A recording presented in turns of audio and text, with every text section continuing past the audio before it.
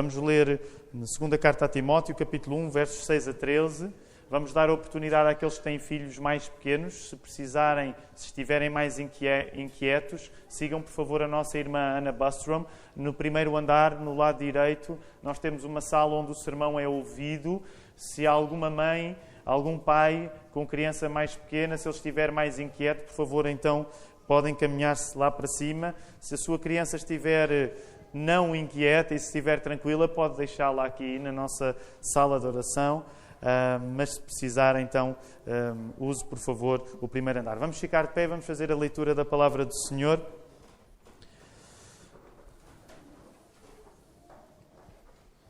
E diz assim a palavra: Por esta razão, pois, te admoesto, que reavives o dom de Deus que há em ti pela imposição das minhas mãos. Porque Deus não nos tem dado espírito de covardia, mas de poder, de amor e de moderação. Não te envergonhes, portanto, o testemunho de Nosso Senhor, nem do seu encarcerado que sou eu. Pelo contrário, participa comigo dos sofrimentos a favor do Evangelho, segundo o poder de Deus, que nos salvou e nos chamou com santa vocação, não segundo as nossas obras, mas conforme a sua própria determinação e graça, que nos foi dada em Cristo Jesus antes dos tempos eternos, e manifestada agora pelo aparecimento de nosso Salvador Cristo Jesus, o qual não só destruiu a morte, como trouxe à luz a vida e a imortalidade mediante o Evangelho, para o qual eu fui designado pregador, apóstolo e mestre, e por isso estou sofrendo estas coisas. Todavia não me envergonho, porque sei em quem tenho querido e estou certo de que Ele é poderoso para guardar o meu depósito até aquele dia. Vamos voltar à palavra, queridos irmãos. Como vos disse, temos um culto ainda bastante preenchido esta manhã. Vamos ter a oportunidade ainda de juntar, não é? Se num ano Deus nos adicionou a 15 pessoas, é sinal que nós temos de trabalhar mais e melhor. Precisamos de pessoas para servir, precisamos de pessoas para pastorear. Esta é a razão porque temos a oportunidade hoje de consagrar à diaconia o Manuel e a Mariana Ferreira e também o nosso irmão Mark Bustrom enquanto pastor. Ora, hoje nós vamos estar a fazer uma pausa. Sabemos que começámos uma série sobre a Reforma Protestante e hoje fazemos uma pausa porque este dia isso nos impõe. Nós estamos contentes. Por isso, já lemos o texto na segunda carta de Paulo a Timóteo e o meu objetivo é, sobretudo, duas coisas. A primeira é vermos que conselhos um pastor experiente, como Paulo era, dava a um pastor mais jovem, que neste caso era Timóteo. E a segunda coisa é entender nesses conselhos que Paulo deu a Timóteo aquilo que Jesus faz por nós. Estes são os dois objetivos para o sermão desta manhã. Entender quais os conselhos que um pastor experiente dá a um pastor jovem e entender nos conselhos que um pastor experiente dá a um pastor jovem o que é que Jesus fez por nós. E é importante saber que, apesar de ser eu a pregar este sermão, esta manhã, aproveitando o facto de neste culto reconhecermos o pastorado do Mark Bustrom, eu não sou um apóstolo Paulo, nem o Mark é um Timóteo. Portanto, eu não estou na posição de Paulo a falar para o Mark que seja um Timóteo. Isto sobretudo porque ainda antes do Mark chegar a Portugal, ele já desempenhava funções pastorais nos Estados Unidos, nomeadamente também na igreja Northbrook, que o enviou a ele e à Ana há quase 10 anos.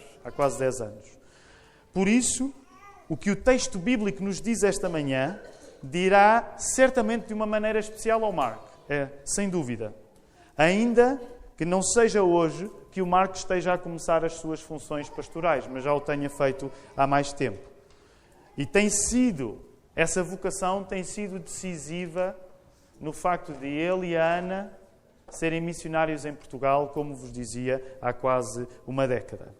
Lemos vários versos, mas eu quero concentrar-me só nos 3 primeiros. Eventualmente, alguns irmãos, ao ouvir a leitura tão rápida e eficaz do Filipe, pode ter imaginado que era bom que o pastor pregasse tão rápido como ele lê a declaração de fé. Eu não consigo, mas gostaria de me restringir a 3 pontos e também não levar muito do vosso tempo nesta manhã. E são essencialmente 3 as coisas que eu quero enfatizar esta manhã. A primeira delas, nós encontramos no verso 6, e por isso eu vou pedir que possam levar os vossos olhos de regresso ao verso 6 que nós lemos. E a primeira coisa que eu gostava de partilhar convosco é: mantenha em ti o que teu não é.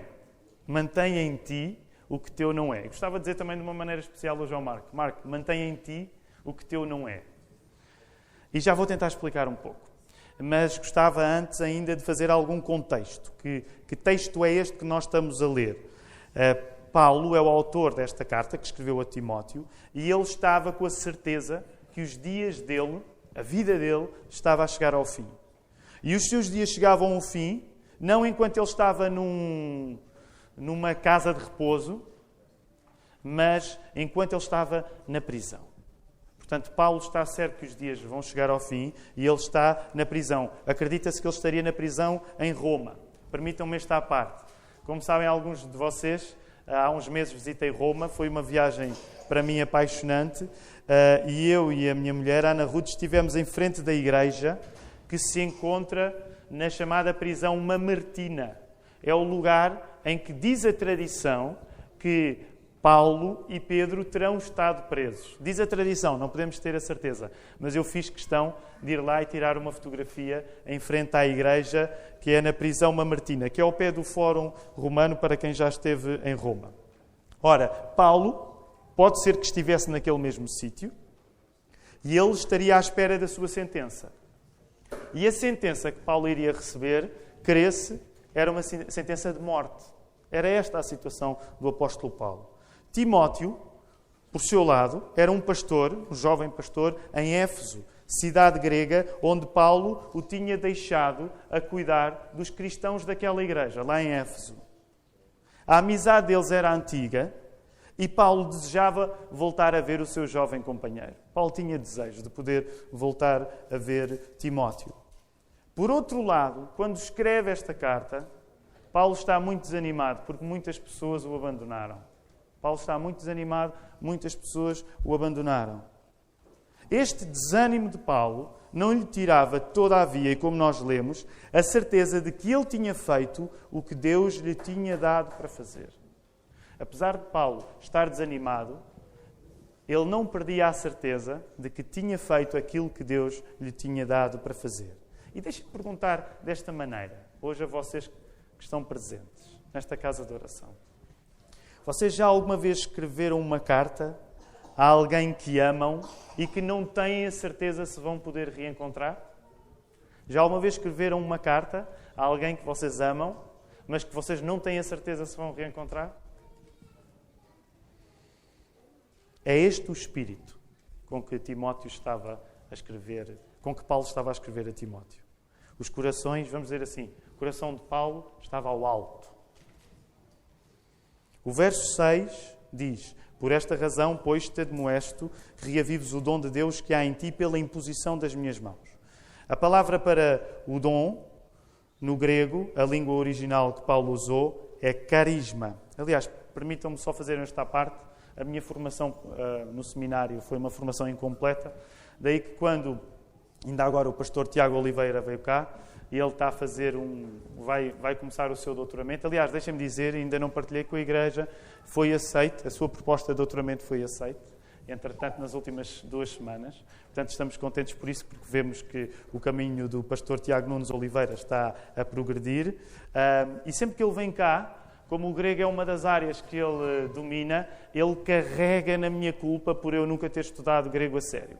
Ora, eu não sei se sabem, mas hoje a internet permite coisas maravilhosas, que é, nós podemos estudar grego sem saber grego.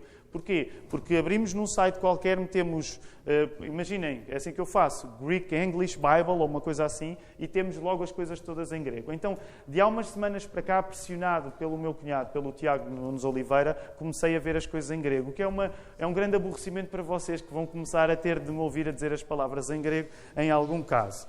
Até porque me apercebi de uma coisa, e eu acho que é por causa disso que Deus não quis que eu estudasse muito grego, é que agora que comecei a ver as palavras em grego, isso já acontecia antes, mas ocasionalmente, agora percebo que cada palavra está carregada de muito significado, o que significa que eu vou passar ainda a ser mais lento a pregar, porque cada palavra diz muita coisa. Portanto, eu espero que os irmãos não desejem que eu não progrida no meu grego, mas essa é uma das coisas fascinantes quando nós vamos ao grego. A palavra para dom, que vemos aí no versículo 6, diz-se carisma. E a palavra carisma é a palavra que dá origem à palavra portuguesa carismático. E geralmente, quando nós ouvimos a palavra carismático, nós pensamos em duas coisas.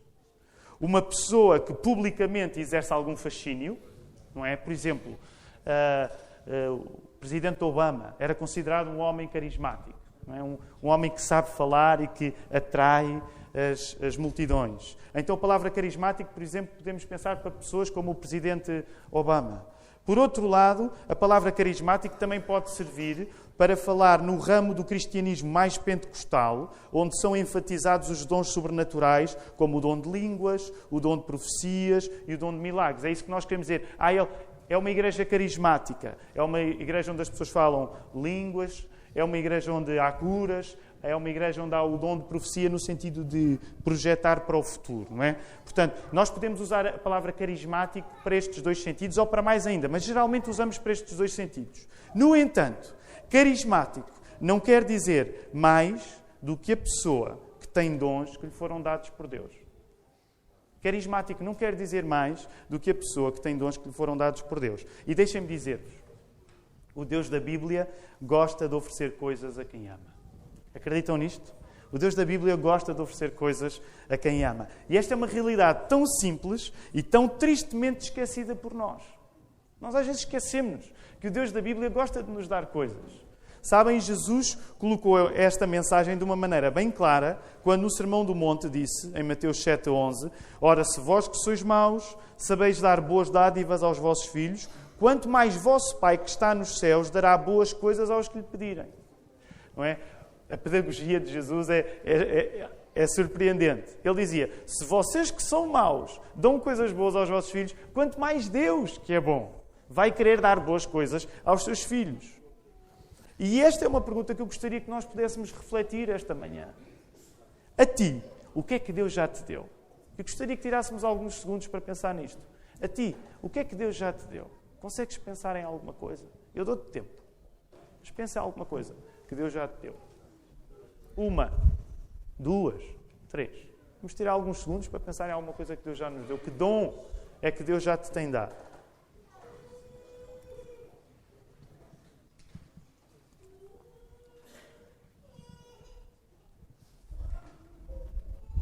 Conseguimos pensar em alguma coisa? Conseguimos pensar em algum dom que nós reconhecemos que veio das mãos de Deus? Consegues saber quem deu as prendas que tu tens vindo a amealhar na tua vida? Isso é ser carismático também. É reconhecer que aquilo que nós temos, que de melhor nós temos, nos foi dado por Deus. E é aqui que eu quero voltar àquilo que parece um enigma neste texto. Aliás, não esqueçam que a primeira coisa que partilhei convosco é precisamente isto. Mantém em ti o que teu não é. Isto parece um enigma, não é? Parece um enigma. Como é que eu posso pôr a funcionar alguma coisa que não depende de mim? Como é que eu posso manter em mim uma coisa que não é minha? João Calvino dizia assim, sobre este texto. Quanto mais abundante for a participação que Timóteo tiver na graça que recebera, mais intenso deve ser o desejo de progredir diariamente. Final de citação. O que é que isto quer dizer? Pelo facto de tu não seres o criador das qualidades que Deus te deu, isso significa que tu não tenhas poder, isso não significa que tu não tenhas poder para as pôres a funcionar. Pelo facto de tu não seres o inventor dos dons que Deus te deu, não significa que tu não tenhas poder para colocar esses dons a funcionar. É por isso que o apóstolo Paulo dizia, admoesto-te a que reavives o dom de Deus. Por isso mesmo nós dizemos, mantém em ti o que teu não é. Sabem? E esse é um dos problemas e às vezes é fácil cair nisto. Como nós acreditamos que é Deus que governa o mundo, que trata de todas as coisas, às vezes pode haver uma tentação para o fatalismo. Às vezes pode haver uma tentação para o fatalismo. Tu tens tentação para o fatalismo? Ainda por cima, não sei se é justa esta generalização, mas há quem diga que, de facto, nós portugueses temos uma queda ainda maior para o fatalismo, quando comparado com outros povos. E sabem, eu não tenho viajado muito, mas do pouco que tenho viajado, eu acho que é verdade. Nós, portugueses, temos uma certa queda para o fatalismo, de aceitar as coisas como são. Ora, Deus não quer fatalistas. Deus não quer fatalistas. E deixem-me dizer-vos com amor, não sejam fatalistas. Não sejam fatalistas. Sabem porquê? Porque se Deus vos deu dons, é para que nós não os abandonemos. Não abandones os dons que Deus te tem dado.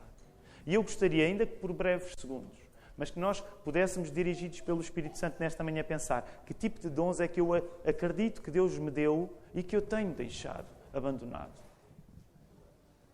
Meus irmãos, Deus é generoso connosco. Deus ama oferecer coisas às pessoas que ama. E, no entanto, nós, tantas vezes, abandonamos os dons que Deus vos deu. Não abandonem os dons que Deus vos tem dado. Ponham-nos em ação. Neste verso ainda há outra palavra para a qual quero chamar a vossa atenção. E ela é a palavra imposição, imposição das mãos. Que no grego original se diz epiteseos. Pronto, eu vou dizer mais umas quantas, mas eu depois vou-me refriar. Mas esta palavra quer dizer imposição. E é também por causa desta palavra que 2000 anos depois, nós, enquanto igreja cristã que somos, continuamos a impor fisicamente as mãos sobre os nossos pastores, sobre os nossos diáconos. Quando é reconhecido neles o dom de Deus para servirem como presbíteros ou como diáconos. É por isso que nós impomos as mãos. Está aqui a palavra no grego. E ela quer dizer imposição. Ora, gostava de dar uma breve explicação eclesiológica. Temos falado nos últimos tempos muito de eclesiologia. Eclesiologia é a teologia da Igreja. É o conhecimento acerca da Igreja. Os irmãos têm-me ouvido às vezes a lamentar um pouco que no nosso contexto evangélico, às vezes parece que a eclesiologia é uma matéria de opção, como se a Bíblia não fosse clara a falar acerca de como a Igreja se deve organizar. E parece, e eu sei que estou a simplificar muito, mas hoje em dia às vezes parece que as igrejas se organizam um bocado de acordo com as suas conveniências, como se a palavra de Deus não dissesse nada acerca do assunto. Ora, nesta explicação eclesiológica acerca de como a Igreja se deve organizar, eu gostava de dizer rapidamente algumas coisas. É o voto das pessoas que fazem parte da Igreja que aponta a autoridade de um pastor. É o voto das pessoas, dos membros comuns, que fazem parte da Igreja que aponta a autoridade do pastor.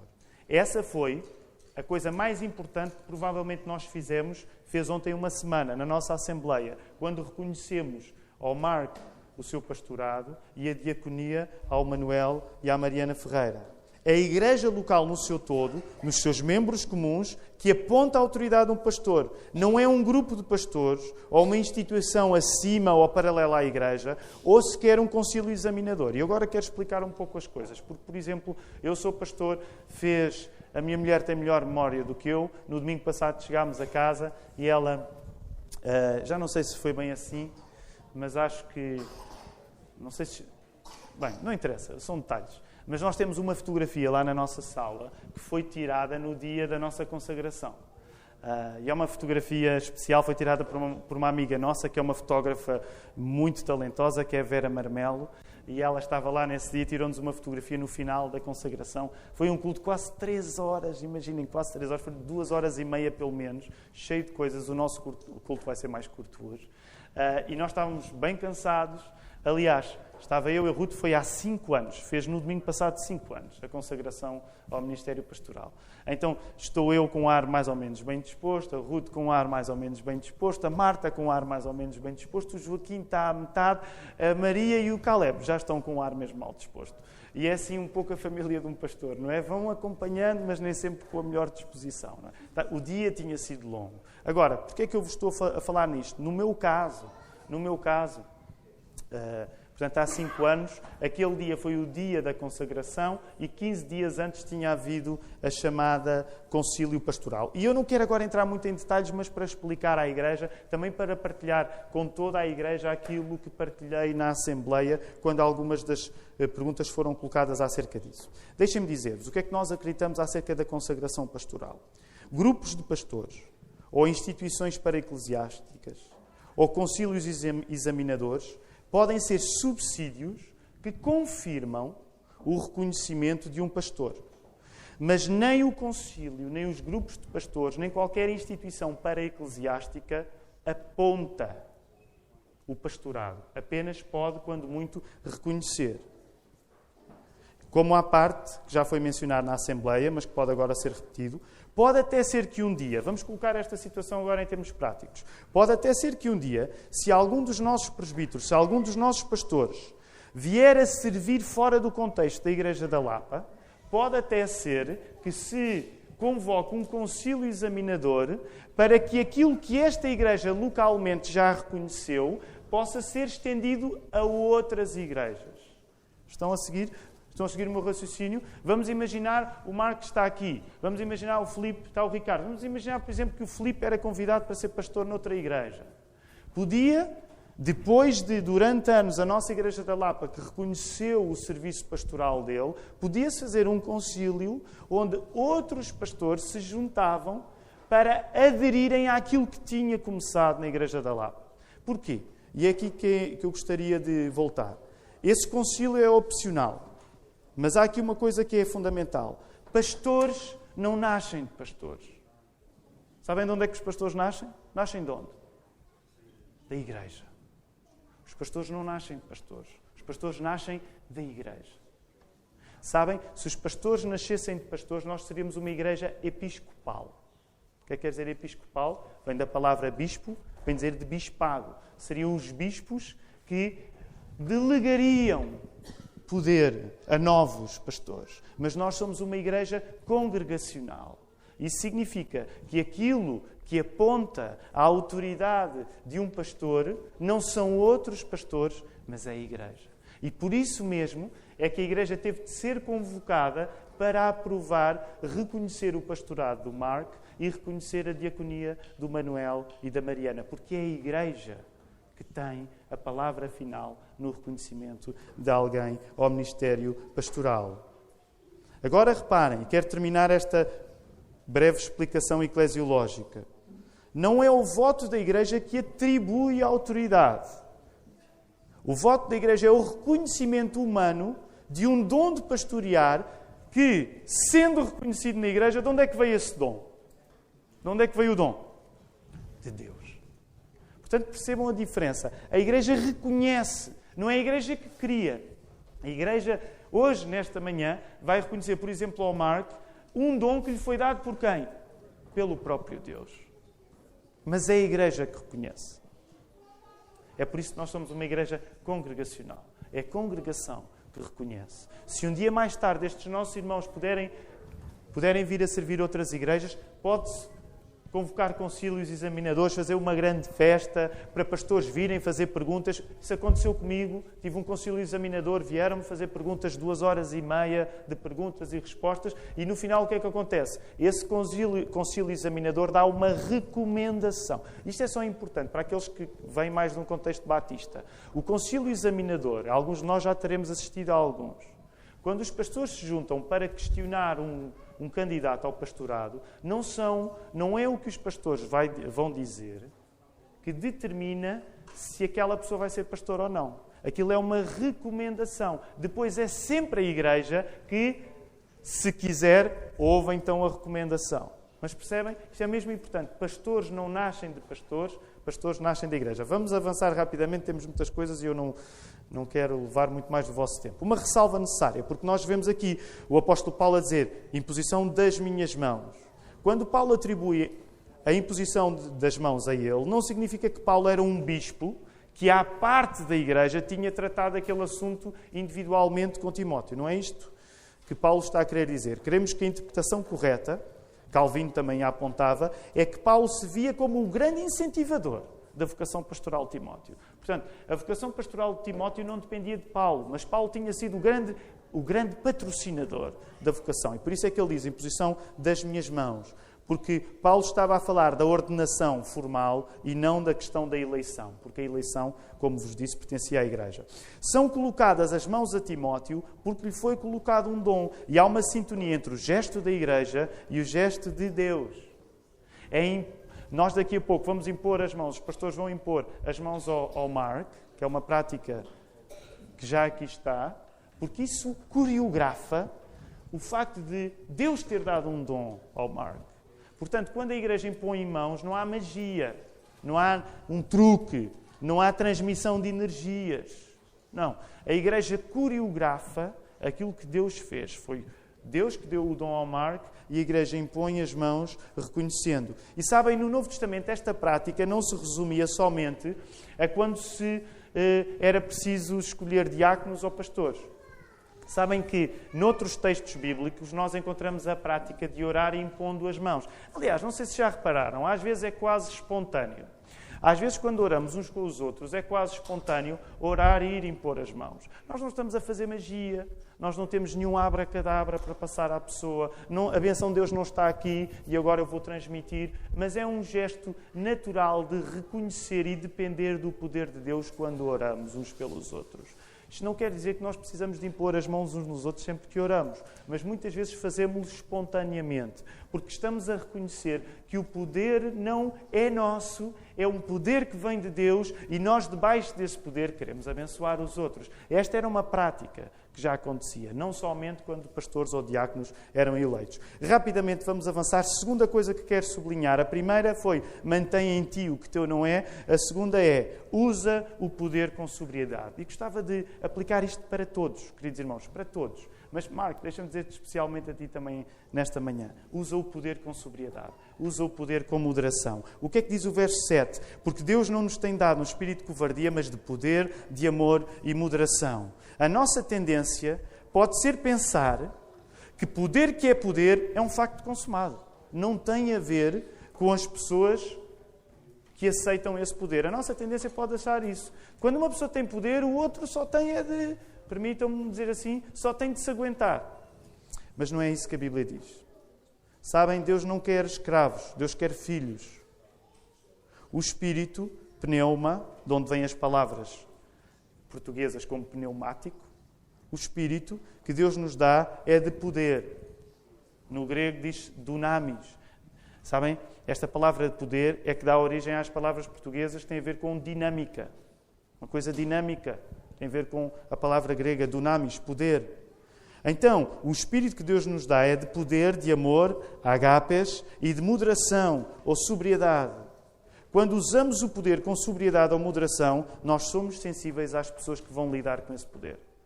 Quando nós usamos o poder com sobriedade ou moderação, nós somos sensíveis às pessoas que vão lidar com esse poder. E este é um desafio sempre delicado nas nossas vidas. Somos sensíveis às pessoas sobre quem usamos o nosso poder? Gostava de vos perguntar esta manhã. És sensível às pessoas sobre quem usas o teu poder? E sabem, de uma maneira ou de outra, todos nós usamos poder sobre alguém. Por exemplo, aqueles que são pais usam poder sobre os filhos. És sensível aos teus filhos? Usa o teu poder com os teus filhos, mas tu és sensível aos teus filhos na maneira como usas a tua autoridade? No teu emprego, vamos imaginar que tens uma função importante. Vamos imaginar que tens pessoas que dependem do teu comando. És sensível às pessoas que dependem do teu comando profissional? Sabem, enquanto igreja nós não temos alternativa. O poder que a igreja tem para exercitar tem de ser sempre sensível às pessoas que lidam com ele. E sabem porque é que nós não temos alternativa? Porque Jesus fez precisamente assim. Jesus fez precisamente assim. Jesus fez homem precisamente como o exemplo dos exemplos de um poder sensível aos que lidavam com ele. E por isso é que nós encontramos em Filipenses 2, 6 a 8. Este é um texto que eu gosto muito de citar, já me ouviram citá-lo várias vezes, quando este texto diz que Jesus, subsistindo em forma de Deus, não julgou por usurpação o ser igual a Deus, antes a si mesmo se esvaziou, assumindo a forma de servo, tornando-se em semelhança de homem, reconhecido em figura humana, a si mesmo se humilhou, tornando-se obediente até à morte e morte de cruz. O poder que a Igreja exerce é moderado, porque Jesus moderou-se ao ponto de se fazer homem. O poder que a Igreja exerce é um poder moderado, porque Jesus moderou-se ao ponto de fazer-se homem, de encarnar. Terceira e última coisa. Primeira era... Lembram-se da primeira? Já esqueceram? Alguém tomou nota da primeira? Mantenha em ti o que teu não é. E a segunda? Usa o poder com sobriedade ou com moderação. Terceira, e é aqui que vou terminar. Testemunha aos vivos, estando pronto para te juntares aos mortos. Testemunha aos vivos, estando pronto para te juntares aos mortos. Vejam lá o verso 8. Não te envergonhes, portanto, do testemunho do nosso Senhor, nem do seu encarcerado, que sou eu. Pelo contrário, participa comigo dos sofrimentos a favor do Evangelho segundo o poder de Deus. Ressalto aqui uma palavra, que é a palavra testemunho. Palavra testemunha. Participa comigo. Quando vem e participa comigo, a ideia de juntar-se àquilo que no início está como não te envergonhes, portanto, do testemunho de Nosso Senhor. Última referência de grego hoje. A palavra testemunho no grego diz marturion. Marturion. Ok. Acendeu alguma luz na vossa cabeça? Marturion.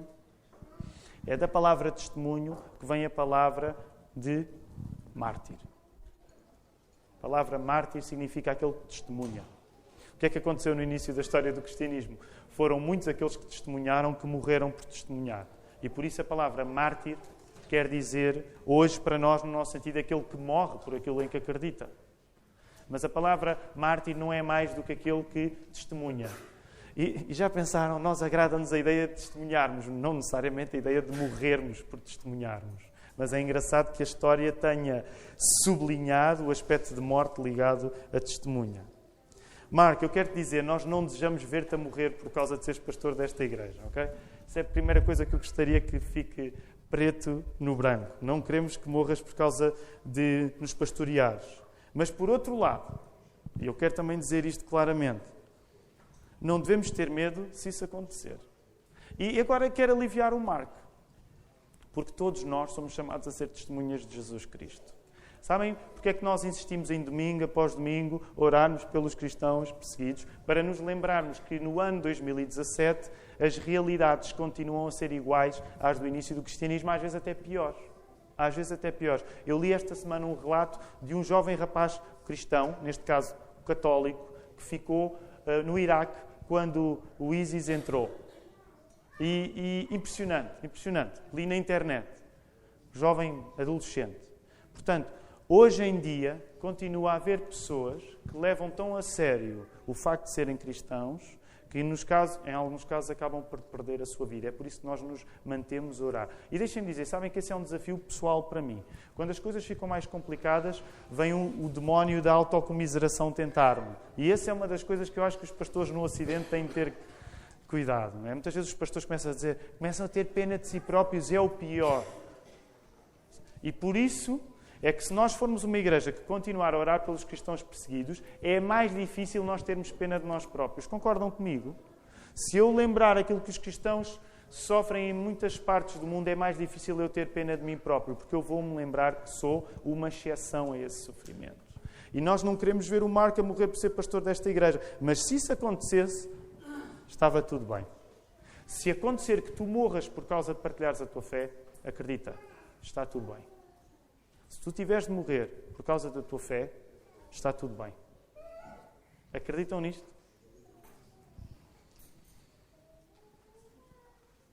Última vez que vou citar Calvino neste sermão. Quanto mais o mundo demonstra o seu ódio pelo ensino do Evangelho, mais coragem devem os pastores demonstrar em confessá-lo publicamente. Quanto mais o mundo demonstra o seu ódio pelo ensino do Evangelho, mais coragem devem os pastores demonstrar em confessá-lo publicamente. Sabem, neste sentido, nós podemos dizer que só prega um Evangelho vivo quem pode morrer à custa dele. Só prega um Evangelho vivo quem pode morrer à custa dele. Este é o título do sermão. Só prega um Evangelho vivo quem pode morrer à custa dele. Quem não prega um Evangelho que o pode levar à morte, prega um Evangelho morto. Se tu acreditas numa coisa que não te pode levar à morte, tu acreditas numa coisa morta. Dizemos isto com confiança. Sabem porquê? Porque foi isto que Jesus fez. Jesus morreu na cruz como prova de que o testemunho do Evangelho verdadeiro implica nós estarmos prontos para dar a nossa vida. Jesus morreu na cruz como prova que o testemunho do Evangelho verdadeiro implica nós estarmos prontos para dar a nossa vida.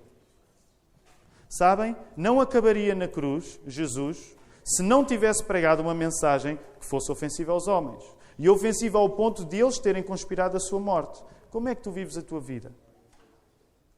Vives a tua vida a arrumá-la de acordo com o consenso das pessoas à tua volta para que não tenhas nada de negativo como ricochete a vir para ti? É assim que vives a tua vida? Quero dizer isto em amor. Mas Jesus não viveu a vida que Ele deu por ti, Ele não viveu assim. Jesus, quando morreu e deu a vida por ti, Ele não estava a fazer gestão de prejuízos. E muitas vezes nós temos de reconhecer o nosso pecado, queridos irmãos. Nós vivemos a fazer gestão de prejuízos. Como é que eu me vou prejudicar menos? Qual é a opção mais vantajosa para mim? Jesus não pensou dessa maneira quando foi à cruz por ti. Ele não pensou qual era a opção mais vantajosa para ele. E não faz sentido que nós que nos chamamos cristãos vivamos a tomar apenas opções vantajosas para nós. Entendam-me bem, eu não estou a dizer que tu vais ter o poder de morrer por Jesus. Porque como homens e mulheres que nós somos, mesmo que nós dessemos a vida por Jesus, isso não pagava o preço da nossa ofensa em relação a Deus. Okay? Portanto, nós não nos sacrificamos para comprar a nossa salvação. Nós não fazemos isso. Mas a questão que vos quero colocar e com ela terminar é outra. Se Jesus morreu por ti, tu podes de facto viver por Ele. Não por reciprocidade, porque como já disse, o teu maior feito humano não chega aos calcanhares do que Jesus fez por ti também enquanto Deus. Mas podes viver por Jesus segundo o poder de Deus. Tu podes viver por Jesus segundo o poder de Deus. Podes viver por Deus pelo seu poder. Um poder que, como nós vimos, é também de amor e de moderação. Tu podes viver por Jesus no sentido em que vives por Jesus debaixo do poder de Deus, que é um poder de amor e de moderação. Porque é que nós não havemos de desejar receber de Deus um poder amoroso assim? Porque é que nós não havemos de desejar receber de Deus um poder amoroso assim? Que o Senhor nos ajude.